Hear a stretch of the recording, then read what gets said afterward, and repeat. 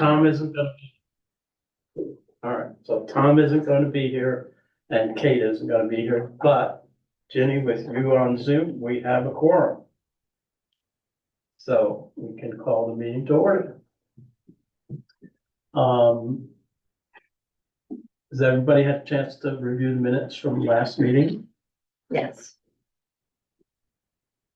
Any comments or questions? No. That's a roaring. No, they look really good. Yeah, very comprehensive. Felt like I was there.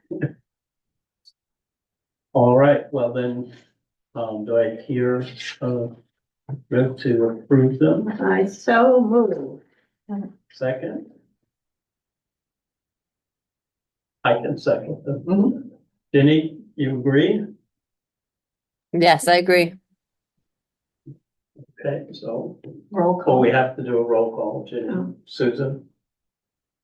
You, Oh, yes. yes, I'm yes, you're yes. You get to say something. Yay. Okay. So approved. So we can move them into the record. Next item is the MCOG Housing Working Group. The MCOG is the Mid-Coast Council of Governments. This housing group is pretty much Waldo County. Okay, so even though they go farther than Waldo. They had one meeting since our last meeting and the second meeting was canceled. The meeting that I did go to, that they did have was sparsely attended. And as a result, they're starting to change when they're gonna have it. And I guess they're looking to get more commitment to people, for it. The two things that I guess I walked away from on that was, one, and I was gonna contact IAP. IAP might want to think about joining this group because the focus really is much more on affordable. Whereas this group has really kind of focused more on workforce and we define workforce as different than a lot of people. We're really looking at workforce, trades, people, et cetera. And so I don't know whether there's a benefit from IAP being there. I'm happy to pass along whatever I learn. Sure. But getting them to focus more on, on what we tend to think, which is a little bit level up in terms of affordability, than the typical affordable housing. Yeah. This latest round of houses that we're looking to build, we are looking at stepping up the income range to include tradespeople. Okay, well, that's great. So, That's make all of us smile, that's for sure. And a lot of people on the island will smile. it's a delicate dance from, Yeah. our perspective for doing low income. We Right. like to have a certain amount of it stay as low income. Right. Okay, Pete, I'm sorry, are you talking about IAP? Are you part of that group? IAP, Okay. I'm operations manager. Oh, okay. so Pete took over Rick's Yeah. job when Oh, Rick, okay. and I just see Yeah. him walking and riding a bike these days, so he's clearly checked out. You want to be part of this committee? And, sorry, but no, She got enough got going on. The other thing that came out of the last, two meetings actually is that, MCOG is, and it's a really strange place they're getting it. They're applying for a sizable grant, federal grant. And if my recollection is correct, it's from the EPA. Who has hundreds of millions that they're trying to give away. And this particular grant is going to be focused on, well, for lack of I'm sure it's not the right way to do it, but it's really, trailers, Yeah. mobile homes. And it's the traditional mobile home. It's not a manufactured Yeah. home. And which kind of makes sense from an EPA perspective, because the older ones really are kind of a hazard these days. And they're looking for a pretty sizable amount of money, and they're gonna ask, WCAP to administer it. And WCAP's, out of Belfast, that's the Waldo Community Action Partnership, yeah.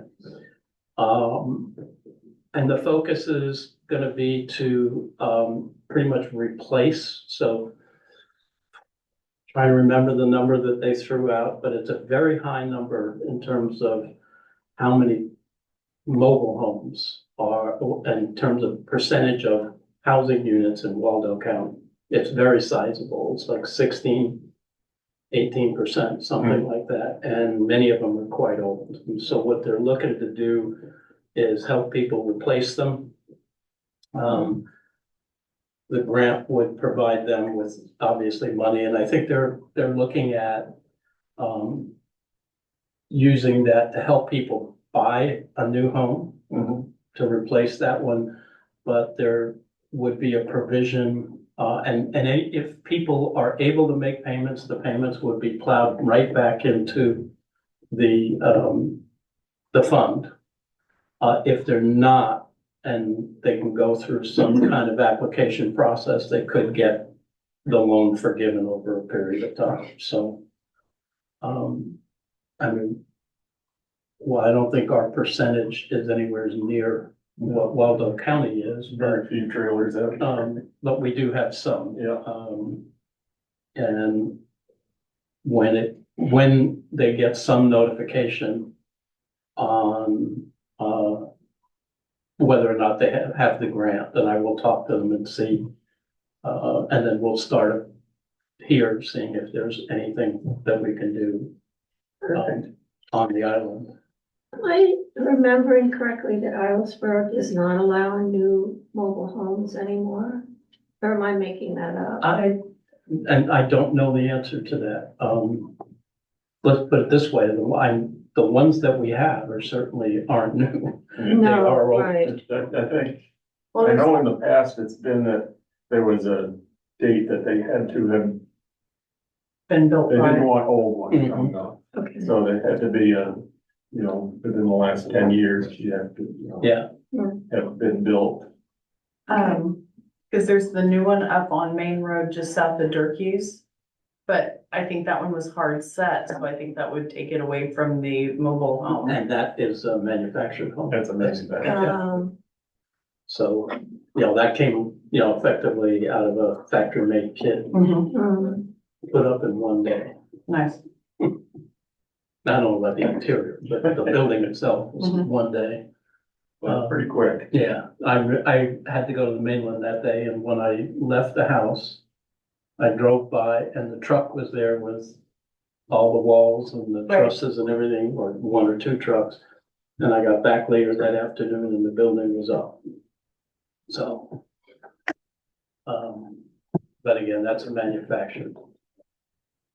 So these would be new homes that they would be looking at. And I assume, again, if it's EPA funded, it's gonna have to pass certain, requirements of it, and how many that, we would have people here looking for, I don't know. I mean, I think we'd probably have to get with Janet and whatnot to see how the town wants to pursue that. I don't know that we would. But who knows? I mean, I just have no idea. I'll learn more. There's another meeting scheduled for the first Monday or Tuesday in November, so. Okay. That's about it for that. Any questions on MCOG housing? Okay. We can move to the next one, which is tax increment financing. Ginny, did you get Kate's email on that? Yes, I did. Okay, so I have a printout here. We made copies. I'm not gonna pretend to understand all this, but, There's a copy here if you would like. this also, by the way, came up. Matthew Eddy, who is the executive director of MCOG, talked to Bonnie Hughes at Boardman Cottage, and also at least corresponded with Janet about this. And plus Kate was looking at it from our conversation of last time, and I also think she was looking at it from a IAP point of view because she's on the IAP board. So she did some research on it, and what we have here is a kind of an outline, question and answer outline on what the program is. It's clearly an interesting program. The basis of it is that if you set aside a percentage of your land, you create a zone, which can only be a certain percentage of the overall taxable land and amount, and the tax amount of that can only be a certain percentage of your overall tax billings. That in this case, I assume it would be the town would use all of or a portion of the taxes that come from those properties to help fund the development. And if you read through this, there's income issues there are income caveats, as well as how much land you can have and how much, tax. My quick look in reading this is I'm not sure that Islesboro is big enough to have this be usable both from because the percentages are kind of like 3 or 5%. And number one, I'm not sure that Islesboro could afford to effectively carve off 5% of its tax revenue. Since we see, everything else is pretty much taken care of. And I don't know how much land, they would be looking at. The other piece of it is you'd have to have a developer who would be willing to come out and create the housing. So I think in places that it's being used, I think it's it's clearly viable if you've got a good tax base. But I don't know. The IAP houses are taxed, aren't they? They pay property tax? Yes. Okay. So I know that was one of the things that we were looking at as to if you guys were doing that, then why not? So with what you were saying, going back and reading it, the only thing that would even be eligible for it essentially would be the IAP properties, as long as they maintain the 33% threshold. Right. And Unless, because you can only use it for taxes from an affordable district. yeah, so a couple of things would have to happen. I mean, IAP is part of a town center. Now, I think with the last move you made, everything was in the town center. No, But not all of IAP. Not all of it, okay. Yeah. But at least that which is there. But this talks about creating a TIF zone.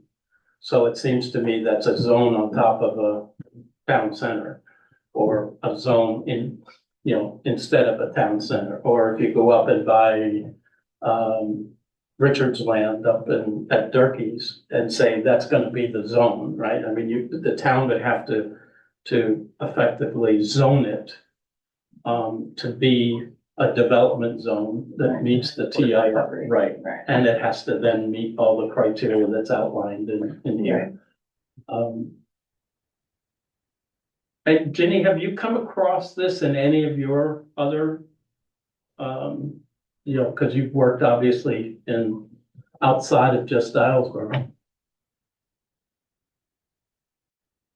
No, No, not yet. okay. So, yeah. Anyway, I think this is worth everybody kind of reading. If you have a copy, and I think Kate is probably presenting it at IAP.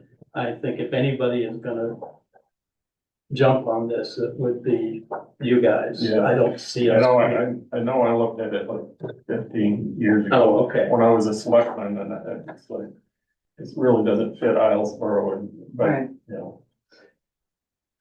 Yeah, I think, again, the town isn't big enough, and I don't think the tax base. Yeah, freezing that much property tax is a hard thing to. Yes, I think Yeah, that right. the only way that I could foresee swallowing it, for lack of a better term, is if IAP did it with the houses that they currently have established. That way the taxes that are paid are going back to IAP with almost an understanding like, hey, we're gonna pay these, the town will hold it, and then this money will be used for more. Mhm.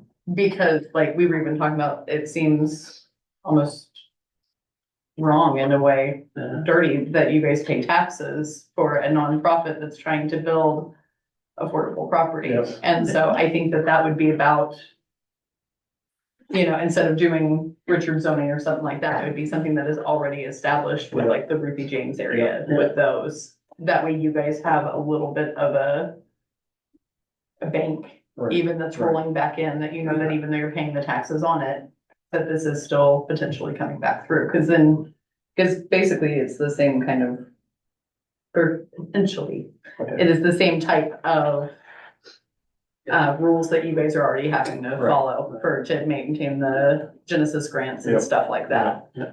And so if it's a way for you guys to keep your money, then Absolutely. I could see Yeah. backing that yeah, and and, support it.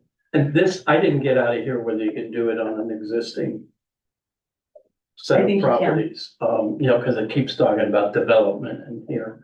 So it would be nice if you could, I mean, it makes sense that it could, but, especially, From affording housing development. I'm sure that there's wording in it that is as long as it matches it. but Yeah. if IAP goes through with I hope you guys are Creating. able to do it. creating more housing, Yep, then that clearly would be a benefit, so, Cool. all right. Anything else on TIFs? Okay. The next, we had talked last time about, and Tom was gonna look more at this, was grant availability. I, did try to get a hold of Jen and was unsuccessful, so, I'll continue to do that, but she had done a lot of work a year ago about looking at across committees and grants and stuff like that, but I haven't been able to get a hold of her. I still have an email out to Alex Zakaro for Island Institute, who has his finger in just about everything, which is amazing. And it's kind of a standing one of if something comes up, he'll kick it our direction. Okay, Mike, which Jen are you talking about? Jen Hayden, Jen Hayden. she, was drafted by somebody a year ago, was Shay, to interview pretty much every committee, trying to determine what they were doing, what their needs were, et cetera, and then look at cross-committee grant opportunities. Mhm. And you see how much money we got this last year, so. So it didn't work for us, so. But anyway, we will, I will continue to try to get hold of her because there might be other things that she's come across that. We can reach out to Shay too and get a copy of her, report. Then that way we can also start Okay, going over it more fine tooth. can you do that? Yep. Thanks. Carrie, do we have that posted somewhere already? I don't know where it is, if we do. I remember reading it, Um, but it was a while ago. Yeah, Janet might have a copy somewhere. I do remember reading it, but- but it was voluminous. And Mhm. so the amount that I retained didn't match the written word. So anyway, yeah, we'll set another meeting and then Tom can bring us up to date on what he was looking at. Okay, I talked to Dave Dyer just now. Alsberg does allow mobile homes as long as they follow the setbacks and everything just like a regular manufactured house. Oh, great. And so if there is ones that need replaced or anything like that, then they potentially could be eligible for it if that comes through. yes, and we're talking big bucks, so. Right, and I think that it's something that if it does come through and we can locate any of the older ones, especially with the silly fire that recently happened and the different fires, like people would be more apt to, it's fine, as opposed to, ooh, maybe I do need to look into something. And I'm not saying that he had the fire because his house was old, Right. but it's new, it's in people's minds Mhm. still. And so, Yeah, and again, if you look around, some of them have clearly been around for a while, mhm. so. There's An some back in the- opportunity, some back in the woods that we don't know about yet. too. yes, Mhm. and there was another one that burnt down not all that long ago either, Mhm. but that one was on purpose. But that's okay, because if there's some that need to be, Yes, then maybe there's wiggle room this for will be a an opportunity Yeah. to get it out. nudge in the right direction, Yeah. okay. So I'm hoping to hear more at this next meeting about where they stand with that. But since it was a federal grant. Mhm. Okay, I cannot tell you when I think they might get an answer. No, not this meeting, committee related. All right. Okay. Okay, anything else that anybody wants to? I wanted to circle back to my question about composting toilets and gray water. And we should have Dave at the same thing. I haven't seen Dave, but I believe the answer is, yes, you can. I mean, people do, so whether it's done on their own, without any input, I don't know, but. I did a somewhat superficial, searching on the State of Maine website, and under the page, and that's the most recent I could find, it was alternatives to conventional wastewater treatment. And then, so the question is, what I don't know is what, how much less money, how less expensive it would be to have a gray water cleaning system than the actual septic. And then so to put in a toilet with all that plumbing, I did look into prices for composting toilets, which do need to be maintained, so that's, the prices right now, like for people are like 2,000. Yeah, they're not relative to putting in a Oh, septic system. A whole septic, right, so it'd be a separate, there has to be a separate gray water. So I do know, that the systems that they've come up with that, effectively, it's a series of tanks, before you disperse. And supposedly what's coming, as a matter of fact, the thing that I did look up, the person who was narrating said you can drink the water after it gets finished. And he couldn't find anybody that he was talking to that was really. But, it is a series of tanks, that do everything that a septic system does, but it's more filtration and there are more of the biologics in there, et cetera, and it is more expensive. So it is, but that's not with the toilet, that's just the No, that's gray the water. whole, this was the whole house. Because what I was thinking, as a way to have, that people could afford to do housing for less money. So a regular composting toilet is 2,000, you just need to, Mhm. turn over. And then there's also now the incinerating toilets that are more money, but that makes a little bit of ash and you can put that right on your garden. Mhm. And so, and I don't know what it costs to put in a whole So, plumbing for a toilet and then the septic, so if just simply a gray water area, which also the state of Maine, according to this document from Waldo, allows, whether that just for the washing machine and dishwashing and such, yeah, sinks and. yeah. Yeah, all right. And it's just the I've idea, not it could I didn't possibly look at be that, I in a looked at Yeah, the whole system. the whole system. I'm so. interested in that myself. Yeah, because that, I mean, that, if that can significantly reduce the price of building or you wanna buy land that isn't adequate for a whole septic system, but maybe it could be for a gray water system. And I didn't get into it anymore because I didn't, but I think it could potentially be useful, That would be I think they are allowed, yeah. but I think you have to have a design for a septic system. Or at some point, may want to go away from that composting toilet. So you gotta make sure that the land can deal with what you're doing to it. And then provide some access for the pipes and whatnot to go out to the system. So effectively, you'd have to, even if you decided to do that, you'd have to do a perk test to say eventually. I believe could I so. go? Okay. I believe so. Okay. But the perk test is minimal Oh, right. compared to putting in the whole system, Mhm. which runs 30,000 or more.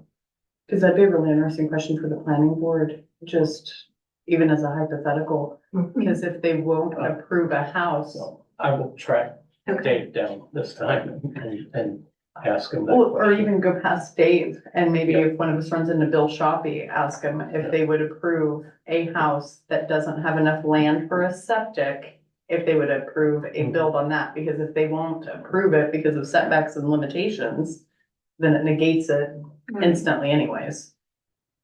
And so, I wonder if the septic designer, Will Aldrich, would Yeah. be I- good. I seem to think that Pete's right, that if you want to install a house, it needs to perk for the number of bedrooms regardless of what you're actually installing. Because if you go to sell that, maybe the next person isn't going to be so attracted to composting toilets. right, Right, So And that then makes you've got sense. a piece of property that now has, a septic that doesn't have the ability to have a septic. And I think that's the problem. that makes sense. But wouldn't that be a problem for the person who owns that property with selling it as opposed to the town's problem? It is a problem for the owner. Yes, Yeah, absolutely. but I don't, the town approving something for, that could potentially be detrimental to future owners is, I think, that's why you have the planning board and zoning and stuff like that. In order to make sure that there was certain requirements that were made. That way you know what you're getting into when you purchase a house, or it has to be disclosed ahead of time. And so I don't know. I mean, yeah, it's in your best interest to find out. But I mean, you could sell a piece of property that doesn't perk, it just can't be built on. Right, A house can't be built on it. So, is there somebody out there that wants to use the land for something other than residential use, or other than, without bedrooms and bathrooms, which is not unheard of, but your buyer pool just shrunk. That's what I'll say.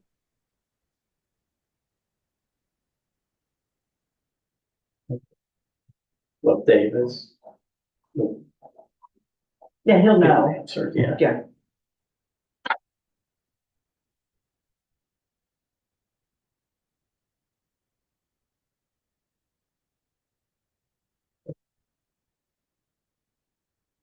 Did we confuse you?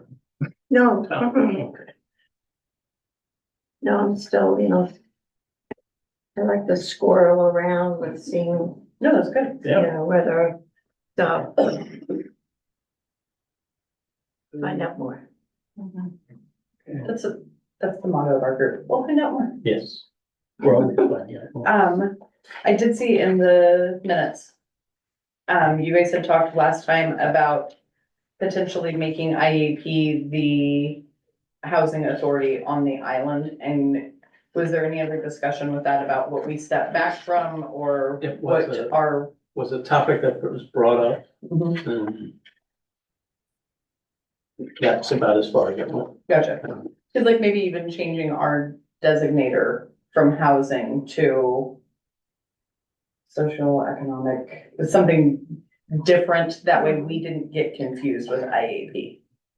I do agree with that, I think we brought that up before previously too, and you guys are doing so much more now than even you were when we started this committee. Yeah. And so I think that it is, especially now, a good time to make that Mhm. distinction of, nope, that would be the Owlsboro Housing Authority for properties, you know, whether it's affordable or not, and you guys can explain all of that. And we are the Wolf and Owls. Well, that, you know, so that's the question. I mean, if it has more to do with, Because I don't see that the town in itself would ever be in a, anytime soon, ever be in a position to be a housing authority right, that could build or that could bring in or that could do it. And so I see us more as a research group in order to help put out, you know, to IAP, what could happen.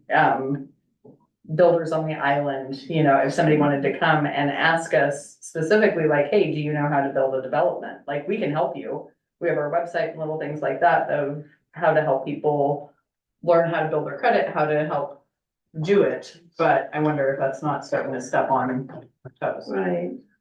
So it'd be more, so, I don't know. but it would be other ways of helping the community, those in the community who don't have a lot of money, who don't have hardly any money, a way to be able to be here and have a home. Right.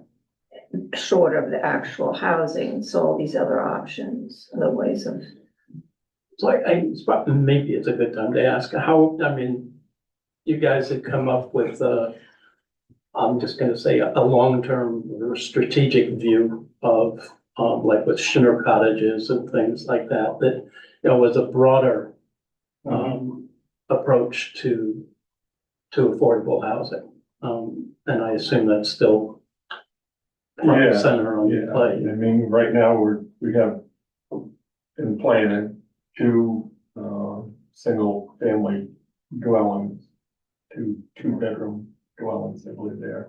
And then our next project is two duplexes on in the same general area. Mhm. So there's a lot of enthusiasm right now in the IAP board for Mhm. moving forward with projects to fill the needs of, and right now it's aimed sort of towards a little bit higher income The gap. bracket. But Yeah. that's not saying we won't go back and look at lower again too. Well, maybe we need to have a little bit more discussion on, do you guys become more of the housing group? It's good, you know, when this committee started, it, frankly, Rick was always the guy that had things to say in the meeting. And there was a lot of discussion, amongst the group, and it started before I joined, but you've been here since the beginning, pretty Mhm. much, right? I mean, so, We started as kind of an exploratory Right. group as to what is feasible for the town specific. right, Not townspeople, not builders, not anything, but as representatives of the town, what do we think that we could help contribute with it? right. And in my opinion, I think that we've done the right thing with stepping away from not trying to lure people, not trying to entice builders, not trying to Mhm. do that, but making sure that if there is, like, the town center was a big one, because now that is there, that was something that we could actively do. But I think that other places that still have their housing authority or housing committees that are going are trying to establish their IAPs. Yeah. Or trying to bring in their IAPs, and we have that which is great, and our IEP is going really well. And so throwing support behind it is what I see is the best thing that we can do. And clearly you have a line on how to get homes built. Yeah. Which is an issue all over the place. I mean, Yeah, and we're still looking for new lines, so. Right. We're Well, struggling so- right now so with they- main housing, but. So, that brings up a question I had really is there a time frame on the two houses that, you're active I on? wish they were occupied right now. Yeah. Well, I know, but I mean, is there a time frame where the money is, could fall off? So a lot of those, they'll say, okay, you're awarded that grant. But you have to, put the shovel in the ground by X date. I haven't seen that date yet. Okay, But, we're having boundary line issues within a butter, oh, and they don't want to sign off on the details of making a straight line into two segments of a straight line. mm, And I don't know if we can force the issue or not, but What about if you guys just give them the chunk? it gets into two pieces of property. Gotcha. And then That's unfortunate. it ties in with preschool in the town. Right. And it's just a whole.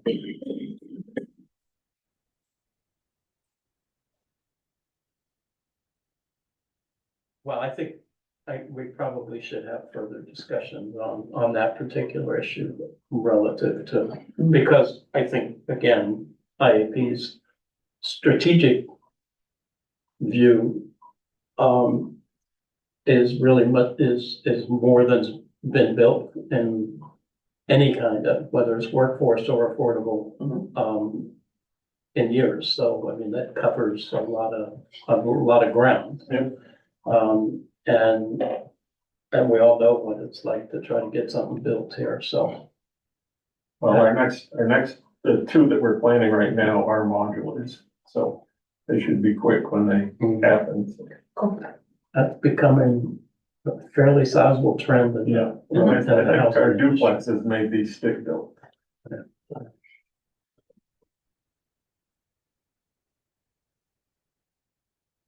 Okay. Anything else? Anybody? All right. So next meeting, it's October. Do we want to meet? We typically have done every other month. Do we want to do something next month, or do we want to wait till December? I'm good with December, but remember, I'm not a voting person, so, my November got real busy real quick. I'm open. And we need to give Jenny time Yes. to send us photos, and so I. Okay, so let's look at December. Oh, I'll then. just zoom in from the hospital. It's okay. Oh, yeah. No, I look at you. How Okay, about so- on October 31st? Okay, no. So I do demand that we are the first committee that you notify when there's any kind of activity, right? Cause like we have like a little house for the crib and like all kinds of stuff. So no other committee has requested that, so okay. Okay. Are you on any other committee? I'll have to think about that. Fair enough. It's like telling me I'm your favorite Melissa. I'm the only Melissa. So how about, like the 12th of December? When are the Mason dinners? Are those Tuesdays? The 12th is a Thursday. No, There's no, two Tuesdays. Okay, I'm good with Thursdays. Thursday, the 12th. Fine with me. Jenny, we'll let you think about that for a while. Okay, thanks. All right, so let's set the 12th. And I'll put a note out tomorrow to everybody and to mark your calendar for the 12th. You should come back on the 12th. Got it written here. Oh, I've got Sea Level Rise has a Zoom that day at 5:30. Not on this calendar. we're gonna do our meeting, 7 o'clock.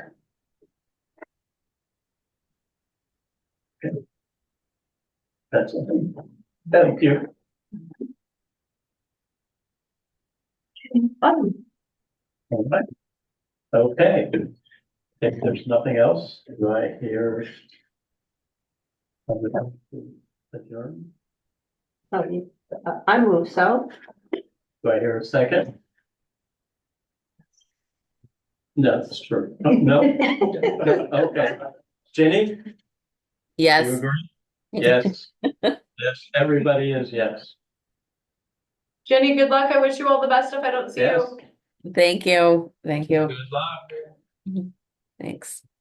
Thanks. Nice to see everyone.